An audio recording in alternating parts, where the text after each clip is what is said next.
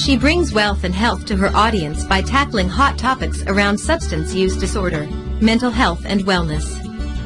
Her mission, vision, and goal are to help you heal from your past trauma, inspire you to transform your body, mind, and soul so you can live your best life.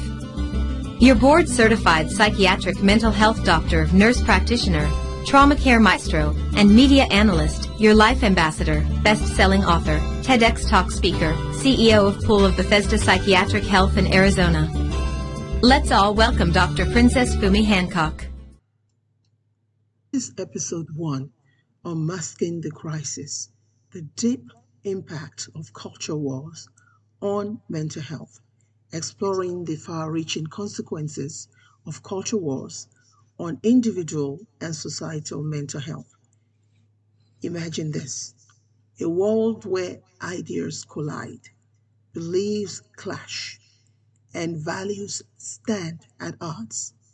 This is the reality of culture wars.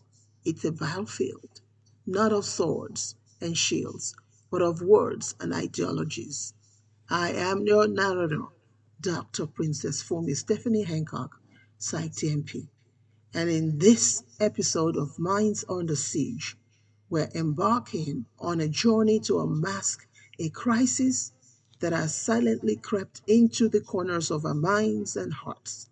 Today, we're unmasking a crisis that often lurks beneath the surface, affecting us all more deeply than we might realize. In the heart of this matter is the far-reaching impact of culture wars on individuals and societal mental health. It's not just a matter of differing opinions. It's a complex interplay of values, of ideas, and emotions that shape our thoughts, our actions, and ultimately our self-worth. Now, imagine this. Have you ever felt a tremor in your soul when discussing certain topics?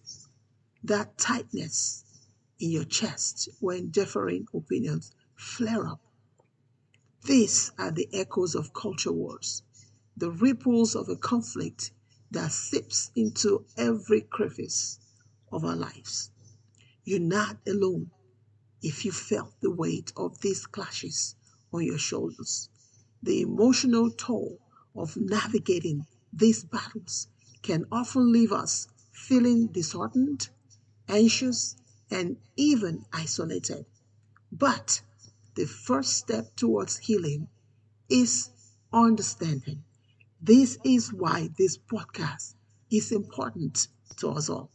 So, whether you've personally felt the impact of these clashes or you're seeking a deeper understanding of the societal currents around you, this episode is for you, my dear one. Stay with us as I delve into the depths of this crisis, armed with compassion, determination, and a shared commitment to nurturing our mental wellness.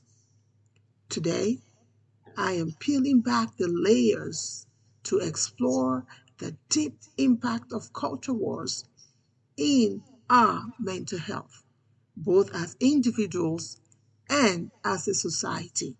It's not just a matter of political disagreements. No. It's an emotional whirlwind that takes a toll on us all.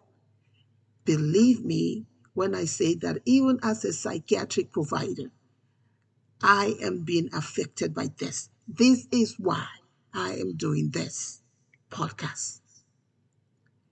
This would often affect us, take a toll on us, often in ways that we do not even realize. Remember, this is not just a tale of despair, but, you will be armed with knowledge. You need to tackle the mental challenges posed by culture wars head on. Discover how empathy, understanding, and open dialogue can act as a beacon of hope in these turbulent times. Now, I want you to picture this. Just imagine a puzzle where each piece represents a different perspective.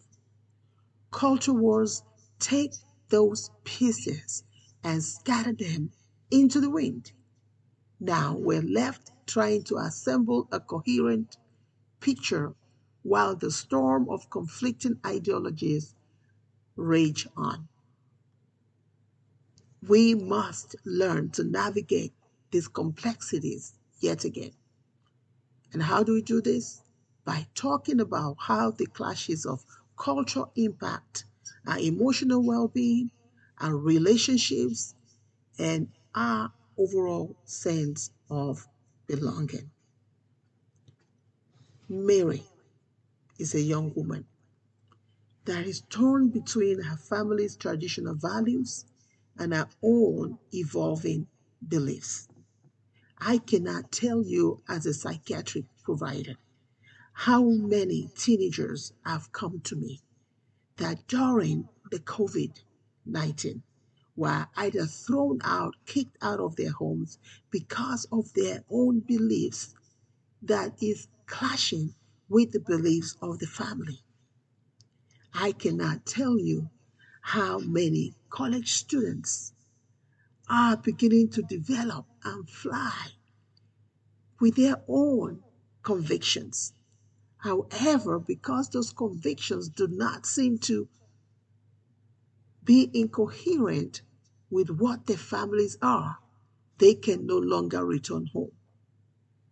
I cannot tell you neighbors who before would often look out for one another, would often knock at each other's door to present a platter of cookies, of pastry. And now what's going on? They go and they're getting shot in the head. As culture wars intensify, Mary finds herself caught in a tug of war. Her sense of identity completely shattered and strained, and her mental wellness hanging in the balance. How many times have I heard a mother during COVID say, "No, my son or my daughter is not going to have the vaccine." And yet, when that child is on the brink of death with COVID 19, the mother says, "If she has to die, let her die, because my conviction is no COVID vaccine." Culture war in rage. To better understand stories like Mary's, we have to turn to some of our experts. I remember a psychology and sociology expert, a well renowned psychologist called Dr. Emily Turner. She shares this about culture wars, that it has a way of infiltrating our thoughts, influencing our self worth, and even sparking anxiety. I know this to be true as a psychiatric provider in Arizona. I cannot tell you how literally my practice has gone from perhaps 80% to over 200%, if that exists at all. But I just said that so that you can have an idea. It's a weight. Culture war is a weight on your kids, on our children, on our teenagers, on our elderlies. It is a raging weight. And not only is it a weight, it is a weight that presses down on our minds, affecting how we see each other and ourselves. Because frankly, if you do not like yourself, why would I expect you to like your neighbor, right? If you hate something about yourself, why would I expect you not to hate your neighbor? Here is a personal experience that I just had recently. My husband and I were in a pool. Our pool happens to be in the front of our home up in the hill. And for some reason, I don't even know who or what age that person was. This was a private place. This person drove their sports car and began to ramp it in front, in front. I still shudder, in front of our home. It was our home alone in this area. So we know that he knew what he was doing. At first, we thought it was lost. But then when it started to go round and round and round, then it dawned on us that he must have known that we were a interracial couple. And I guess right now, that is not his style. And this person literally burnt his tires in front of our home. And we thought, frankly, it was getting ready to drive up. Oh my goodness, just thinking about it now, up our home. And I tell you what, my husband was getting ready to go bring out some guns. You hear me? Licensed guns. But we sat there quietly and just watched. And after he was tired, he finally left. I guess he made his mark. I guess he made a point. Whatever that point was, I had no idea. Prior to this was a place that I would come and have peace, right? And to see this happen, ladies and gentlemen, it's a weight. Culture wars. We're not just speaking in abstractions here. In this episode, you would agree with me as you join it along. I'm talking about my own personal experience, even as a board certified psychiatric major. This is a first-hand experience that I've had here. It is an emotional roller coaster that culture wars is to people. And sadly, we have leaders who know better, educated leaders that know better, who have decided to put their own thoughts and thinkings, their own agenda ahead. Because what culture war needs is just a little bit of half truth padded with bunch of lies. And people, innocent people, will take it on and begin to ramp it up. John, a teacher, recounts how classroom debates sometimes evolve into personal attacks, leaving wounds that can take years to heal. It's in narratives like this that we find common threads that connect us all, right? When we begin to discuss it in honesty, when we begin to call out those we know for sure that are manipulating and using culture war rather than speak truth to power, we will begin to understand and see the connection, reconnecting back to ourselves. The knots in our stomachs when conversations get heated, the unease of being misjudged, and the lingering effects of a debate long after it ends. But fear not, for understanding of culture wars is the first step towards healing. Let me say that again. Understanding of culture wars is the first step towards healing. If you make that conscious effort to say you are not going to be bulldozed, that people are not going to gaslight you using culture wars, then you're on a part of healing. As we begin to talk about this, in time, I will be bringing to you experts in this field of culture, society, sociology, psychology, psychiatric, like myself. And we'll begin to learn how open conversations and active listening can bridge divides and of course help restore our mental balance. Because frankly, those who are engaged in culture wars, those who are using it as a tool to whip up our society, do not frankly care about your mental health, wellness. They really don't care about it. And that's the truth. They really don't care about it.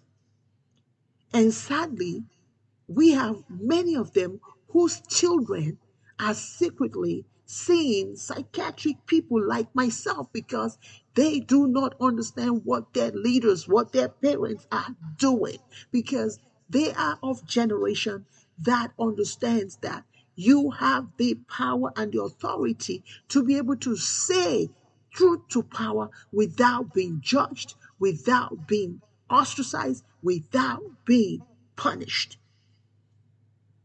And so, psychiatric providers like myself, I'm amazed when when a kid walks up to me, when a teenager, a college person walks up to me, and I understand and I realize that this person is a child of a political leader who is out there disrupting other children's lives.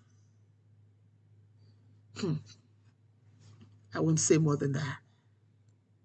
So, let's learn how open conversations and active listening can bridge divides and help to restore our mental balance. It's about finding our shared humanity. Whew, that's a good one. I think it was Dr. Turner that says that. We are losing and eroding because of culture wars. We are eroding our humanity. I remember there was a time I traveled back to New York, and I took the bridge, the ferry, sorry, and I'm sitting right by, just enjoying the breeze. And there was this lady who I felt like I looked like she just looked like she was tired to me, but there was no room. So what did I do? I moved to the side. I'm black, she's white, and I moved to the side and I said, "Hey, can you have a seat?" She had a seat. Didn't even say thank you, but that's okay. Figured, okay, maybe she forgot something. Then I said, "Well, good morning." And she turns and she says to me, "But what's good about the morning?" Well, what's good about the morning? Well, you know what I did? I just said, "Excuse me." I got up and I left. Culture war. It's about finding our shared humanity. So, ladies and gentlemen, where is our humanity? What is going on in this world where we can no longer see truth in each other? What is going on where we can no longer see love in each other? You have someone that walks into a church that needs help, is ostracized and kicked out of the church. You have leaders that know better, know the truth, but because their political stance is more important to them, then they go out and lie to the people and then come in and tell their children the truth. What in God's name are we doing? The answer is in finding our shared humanity, because we do have a shared humanity. Black, white, yellow, green, we do have shared humanity. So, as I wrap up this episode, I want us to reflect on how culture wars are more than just a clash of opinions, because this is deeper than that. You all know that. Culture war is deeper than just, oh, it's a clash of opinion. Because frankly, this is not our first time of having a clash of opinions. When I was younger, when I was in grade school, we had debates, one on one side, the other, and it was beautiful. Everybody said what they wanted to say. At the end of the debate, we hugged each other. We were fine with it. We were cool with it. So it's not about the clash of opinion.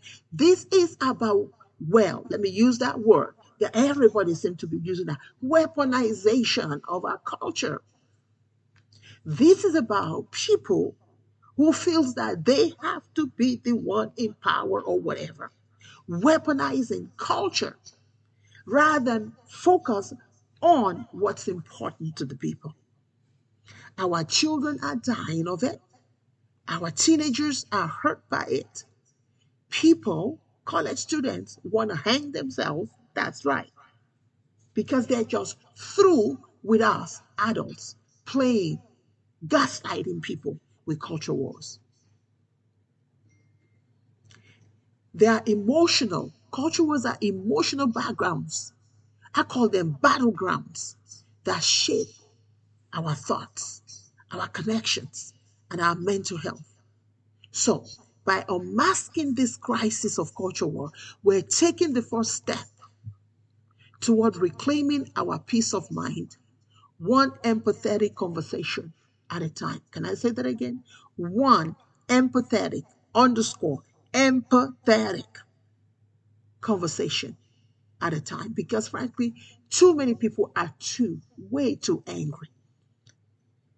So, having said that, I want to thank you for joining me on Minds Under Siege.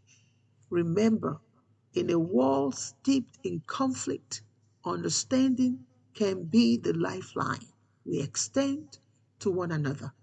I want you to stay tuned as we navigate the intricate landscape where culture wars and mental health intersect.